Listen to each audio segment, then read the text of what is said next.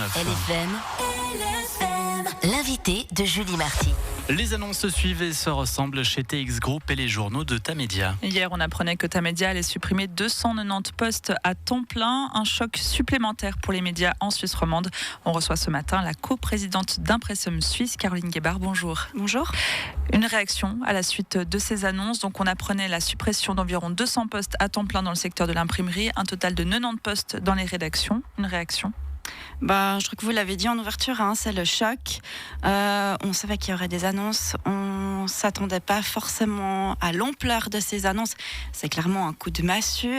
C'est un coup de massue pour les collaboratrices et collaborateurs concernés chez Tamedia, dont les imprimeries, mais aussi pour l'ensemble de la presse suisse. L'annonce, elle est tombée hier matin. J'imagine que la journée d'hier, elle a été plus que chargée. Est-ce que vous avez pu discuter avec les employés ? Alors j'étais un petit moment à Lausanne hier. Effectivement, j'ai échangé avec certaines et certains d'entre eux.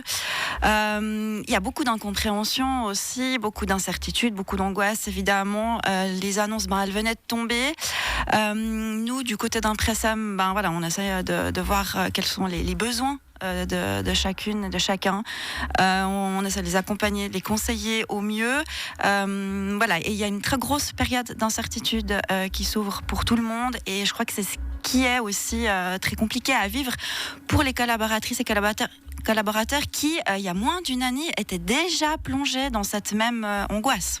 Oui, il y a une année, on annonçait une restructuration d'environ 80 licenciements prononcés donc en 2023. Caroline Gebhardt, en tant que coprésidente d'Impressum Suisse, qu'est-ce que vous demandez ? Voilà, nous, on a demandé un gel des licenciements. On appelle un petit peu, effectivement, c'est un peu un espèce d'appel au calme, parce que là, on a ces restructurations qui se succèdent à un rythme effréné. Et il faut imaginer quand même que pour travailler au quotidien, quand vous voyez des confrères, des consoeurs, des collègues partir régulièrement, c'est profondément déstabilisant pour les équipes. Et puis c'est inquiétant pour la situation de nos médias. Et je pense que on doit toutes et tous s'inquiéter de ce qui va advenir de notre paysage médiatique. Parce que c'est quand même, nos médias, c'est quand même un des fondements de la démocratie. Ces annonces de restructuration, elles sont tombées hier matin, et la veille au soir, on apprenait que les résultats de TX Group étaient globalement stables, voire même rentables. Est-ce que ça rend ces annonces encore plus difficiles à comprendre selon vous ? Évidemment. Je crois qu'il faut considérer que les médias, le journalisme, c'est pas un bien de consommation courante. On n'est pas en train de parler d'une nouvelle boisson énergisante sur laquelle il faudrait faire le plus de marge possible. Mon prédécesseur, Edgar Bloch, avait déclaré une fois lors d'une mobilisation au pied de la tour Edipresse que peut-être il faudrait décréter le journalisme bien public. C'est peut-être effectivement une question à se poser aujourd'hui. Est-ce qu'il ne serait pas temps effectivement de considérer qu'on a là un bien précieux et un bien dont il faudrait prendre soin?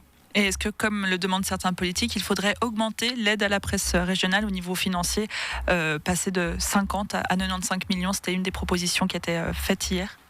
Alors, effectivement, il y a beaucoup d'appels à augmenter les aides à la presse.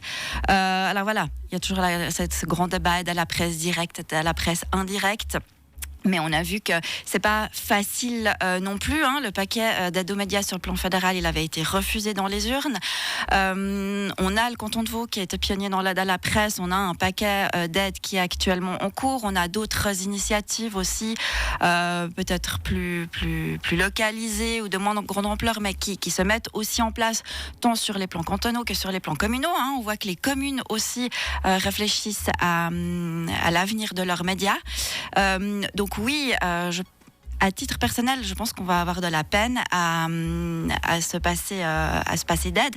Cela étant, des annonces telles que celle d'hier, ne contribuent pas à faire passer le message selon lequel les médias auraient effectivement besoin d'aide.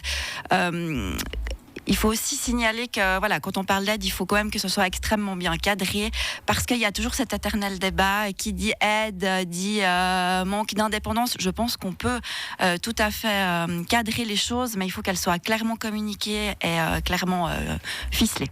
Caroline Guébard, c'est près de 300 postes à plein temps, représenteraient environ 20% des effectifs de Tamedia. Alors aujourd'hui, on ne sait pas encore exactement comment, quelles rédactions vont être plus ou moins touchées. Est-ce que vous craignez pour les titres romans ?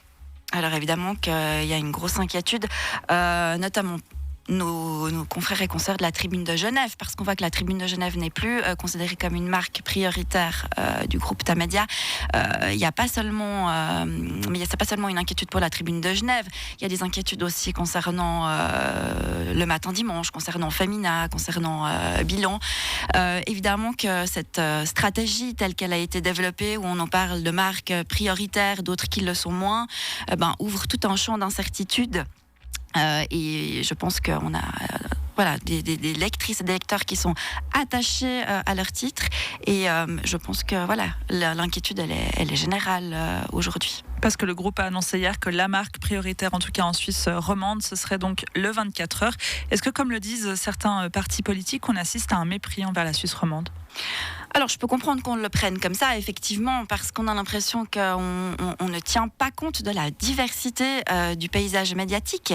Et là, c'est inquiétant, parce que c'est pas en créant des espèces de grands hubs où, en fait, on aura une information qui sera distillée à tous les niveaux, de façon identique à l'échelle de la Suisse, qu'on va pouvoir effectivement rendre compte de la richesse de nos particularités locales, et puis avoir cette diversité de points de vue qui contribue à la formation de l'opinion publique. Et voilà, cette stratégie effectivement pensée depuis Zurich est pas rassurante pour nous de ce côté-ci de la Sarine. Cette annonce de restructuration a suscité une avalanche de critiques de votre côté, donc d'Impressum, de Syndicom, mais également des partis politiques et des gouvernements. Le Conseil d'État vaudois s'est dit, quant à lui, je cite, particulièrement préoccupé par les annonces d'hier.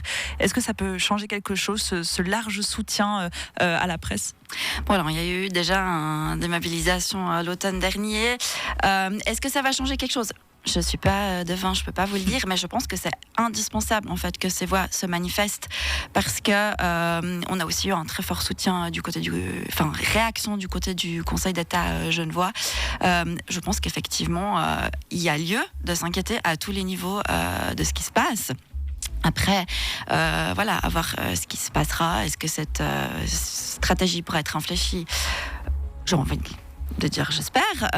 J'espère en tout cas qu'on pourra limiter l'impact sur les rédactions et puis aussi les collaboratrices et collaborateurs des imprimeries.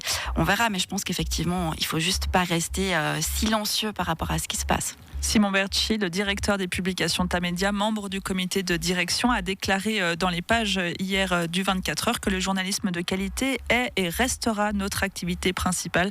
Pour vous, c'est encore possible avec un effectif encore plus réduit ?